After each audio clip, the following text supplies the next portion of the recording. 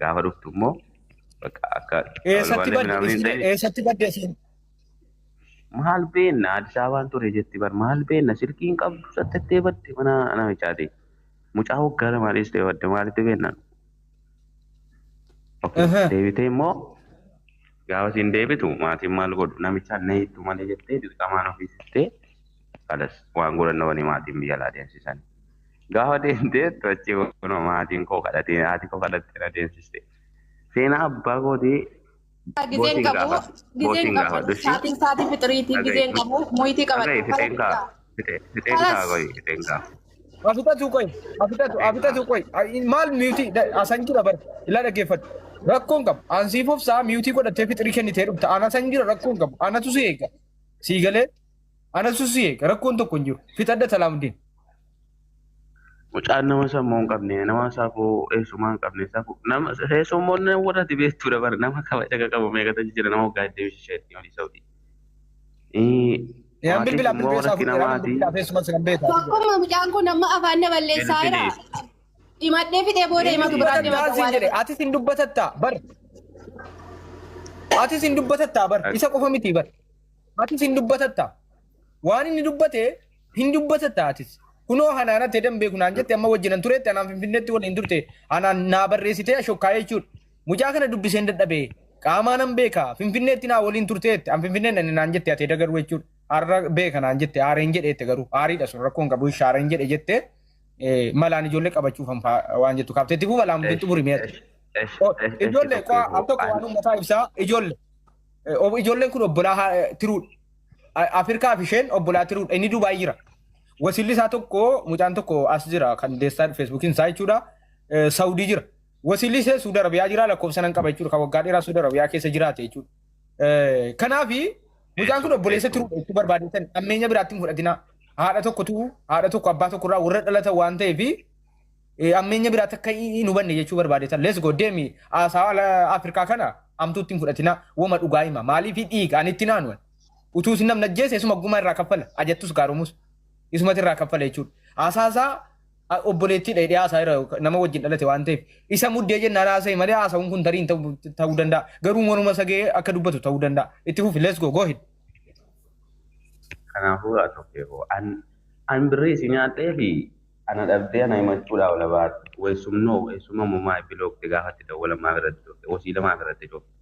Ijoollee koo addunyaa koo kan biraa maa biratti joofte an birrii isin nyaadhe ana himachuuf miidiyaa irra dhuftee boossee tokko ana himachuuf immoo haati koo kadhattee biyya laana ergite jettee boossee akkana jettii rabbi rasuuleedhaati. Astagfirullah haadha koo boossee kadhattee si ergitu maal qabeenyuu gaafadhu boosiin gaafadhu jireenya maatii kootii boosiin gaafadhu isaa. Natti meera jireenya maatii. Jireenya jiraatanu. Viidiyoon kadhattee na deemsistee deebiidhaa liqeeffattee na deemsiste waan qabdu gurgurteen jedhee dhugaadhaaf viidiyoon kadhattee na deemsistee deebiidhaa. Akkas jettee dhuguma akkas jettee qoy obsi maayikiin sirratti qabnaa obsi afitu ilaa obboleettii koo dhugaa keessi barbaada. Inni rakkoon qabu dubbata inni sitifaan dubbatiin nutti himate isiis ganaan gaafadha isiin ganaa dubbatatti waan ta'eef ati natti dubbadhatti. Okay kanaafuu mucaan nama walumaa galatti mucaan nama fuuloo barbaachaaf jedhee as bahee maqaa obboleessaa maqaa ho'isumaa maqaa maatii salphiseera malee maatii rakkina tokko hin qabdu gara maatiitii rakkina hin qabdu. Waa'ee birrii isin nan deemsi jettu ammaa moo fedha si maatii hoteelli geessite gaayyamaa ittiin da'uun keessa baate baadiyyaadha nu beektan. Anabdii Alaamuddin hin qabu birrii kan koo ittiin dhaga'i birrii kan koo baarzaafii dhaabbatu lafa naaka kan koo baarzaafitti yoo guyyaa badu warra balkaafaa akkuma kan Alaamuddin naan kaffalu kan koon barbaadu ishi jedhanii kan si waan fedhe achi kaffalanii fi birrii kuma dhibba irraa liqeeffatan gaafan deemu. Okay, deebistee na himachuudhaaf miidiyaa irra dhufte birrii kuma dhibba sadii ta'uu Akkuma rabbiin biyya Itoophiyaatti biyya kanaa nagaan nagalche mucaan kun guyyaa gaaf tokko finne horii tokko qabee hin beeku. Baarzaafii dhaabuu miti biyya namaa kana rabbiin adagama kanaatiin haadha guyyaa. Ayyee. Irratti qabna. Muhiitiin irratti har'a dhuftee sofnishi. Muhiitiin irratti qabna. Tokkoon tokko muhiitiin irratti qabna. Kanaafuu jennaan tokkuma amma birrii. Irratti qabna. Nanda keessa nu moritara irratti qabna moritara. Muhiitiin irratti qabna. Gimaatu. Narratti qabin muhiitii. Irratti qabna ani tanba irratti qabna. Moritara irratti qabna annani ma gaafa irratti qaba annani ma na dhageesse waan ta'eef an obboleessa siiti. irratti hin qabina tuutana dhaggeeffadhaa. Ati dhaggeeffadhu obboleetti tokkoffaarratti ijoolleen dhaggeeffadhu na dhagee yeroo jalqaba na dhagee. Ilaa wannan sitti himu amaanaa guddaadhaan sitti kennadhu aniifati biyya tokko namni hedduun na beeka namoonni gurguddaan hedduun na beekan. Intalli biyya isaa akkanaa kanaan hin jedhamne akkan hin madaalamne akkan miizanarra hin teenye adaraa wannan sitti madhu adaraa akkan an si qofa osoo hin taane akka uummanni naannoo garaagaraarraa na daawwata jechuudha na laala jechuudha akka uummanni biyya naannoo garaagaraa naannoon isaa akkasaa akkan hin mazanamne miizana isaa irratti na eegi rabbii jedhiiti rabbumaan sodaadhuuti yoo rabbiin sodaatu akka bu'ee deemuu itti dhiyaata rakkoo hin qabu tokkuma tokkoffaarratti aniif isinis qulqulluu jiru himna shi soba tokko maatii gooti kanan godhee sanan godhee nu hundinuu wanti nu maatii keenya goone jiru tokko gizee tokko na dhagaa nu hundinuu maatii keenya mucaa kana armeen kiyya waggaa kudha nama barsiiste jechuudha tokko ani ammoo maatiin kiyya wallaahi kunooti innis ani waan maatii kiyya irraa caba jiraarraa waan hafe anaaf maatiin kiyya waa tokko wanti jara na godhin jiru gaafa neerumusi abbaa kiyya nangale dadhabe etuu nangale du rabbi hirmoo tokko natti kennina lamii hargadhee booddee harka taa'ee cinqamu korredeen walitti gatee bade jechuudha haariirraa waan ka'e jechuudha namni haarii waa keessan galiin hin jiru dhiisee badee ishi maatii isa kamii dawwalta oo maatiin keessi yaadanii ati qofitti maatii keetti yaaduun firee tokko hin qabu haadha abbaan kee jechuudha obboleessa warra isaatiif na kenna obboleessa warra isaatiif jechuudha soddaa isaatiif warra lama qaba abbaan koo haadha koo malee warra biraa qaba kanarraa waan ka'e aarii kanarraa waan ka'e dhiisee badeera baduun na bicheeraan hin baane haarii nan galeedhe dahee guyyaa lama mucaa baadhee dhaqee firmaa koo naafuu dhabbaa koo lakki gonkumaan galtu haarii dhiisee badeera kalas maaltu dhufa isan badee dhossaan jiru ani ilmoo san qabu immoo poostii koliyyuu fikir kan jedhu jala viidiyoo mucaa kootiiti kan jiru hani ilmoo kiyyaa haadha kiyyaa olitti lubbuu kiyyaa olitti jaalladha yoo barbaaddan tokkuma laffaa irratti baarzaafii dhaabbadhee biyyaa ba'uun barbaanne guyyaan gaafa dhaqee paaspoortii galmaa'u jechuudha utuu mana hojii mana shaayina maqaan siraa hojjedhu sababa mucaa kanaan Addis Ababaa deeme harmeen kiyya wanti isin natti baastee amma qaba dawwaltanii gaafachuu dandeessu amma mataa kiyyatti nama dalagatudha qansiraallee yoo ta'e mana shaayina maa hojjetadhee ilmoo kiyya daara baafadhaa ofii kiyya nama daara ba'aa turedha.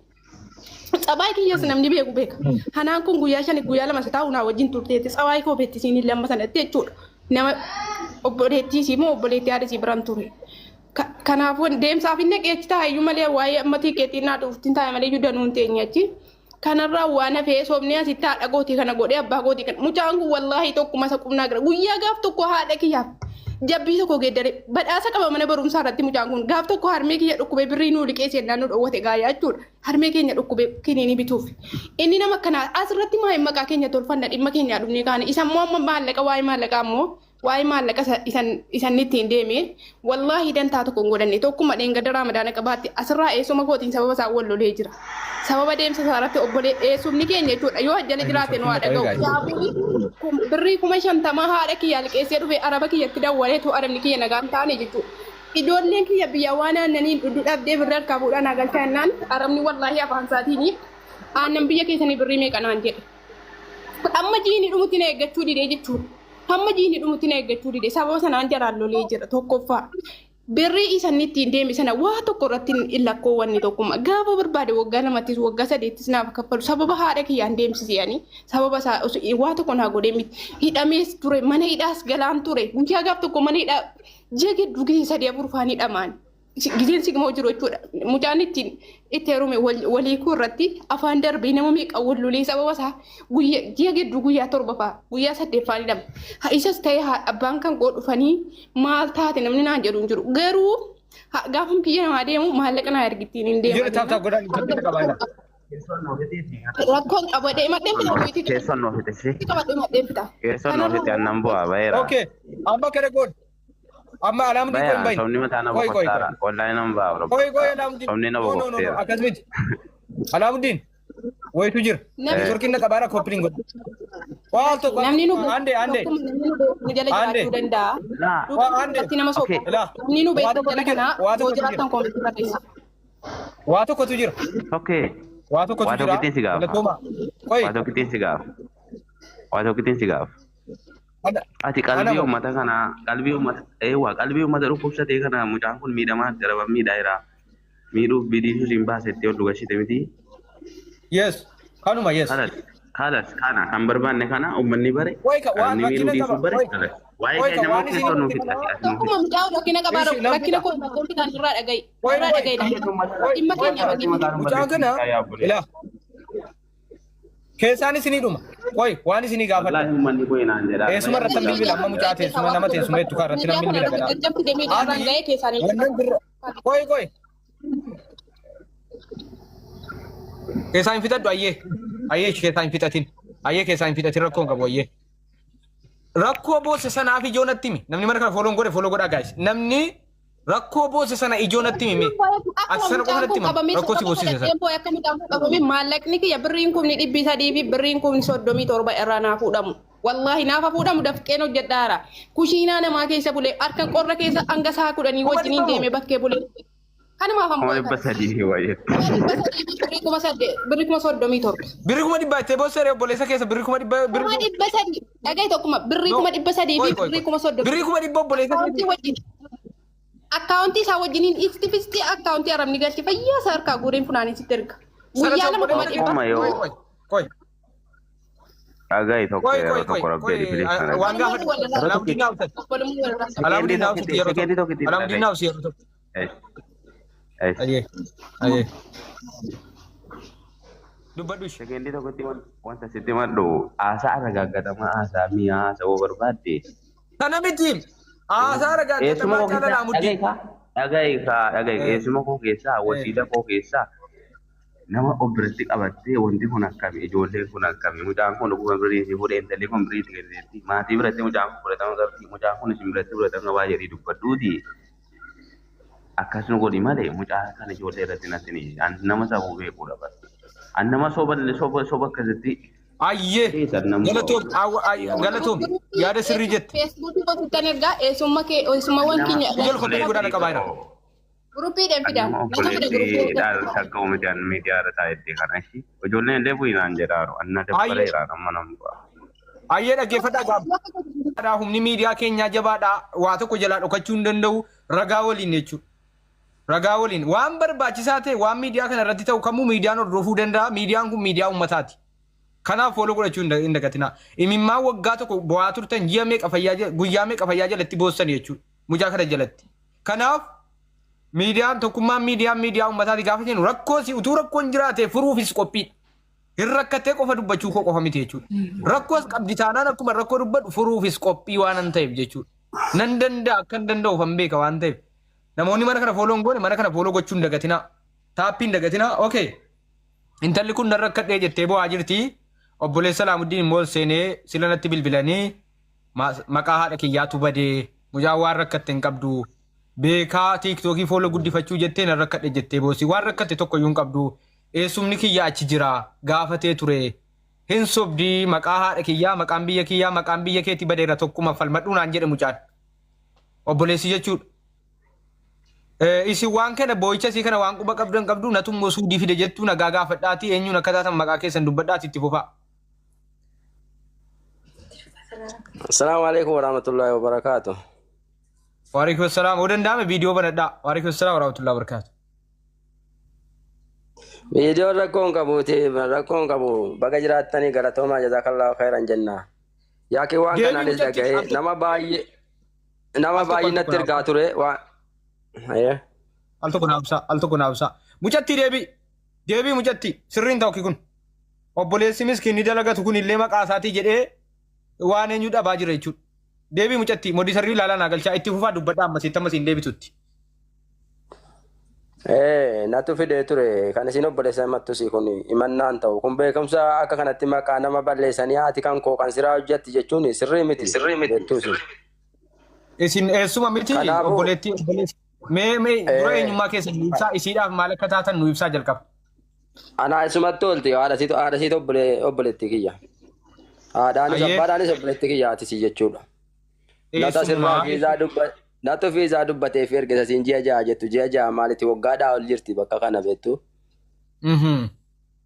Amma waan kana anis miidiyaadhuma irratti argee mucaan nagaa boosii jedheetanii dura bu'een ittan bilbilee ennuun bilbilee jedhu zim jettee bilbila narratti cuftee kaate bilbiluma fayyaa hodhattee qollooftee ofirraa. Bilookii sin goote haa.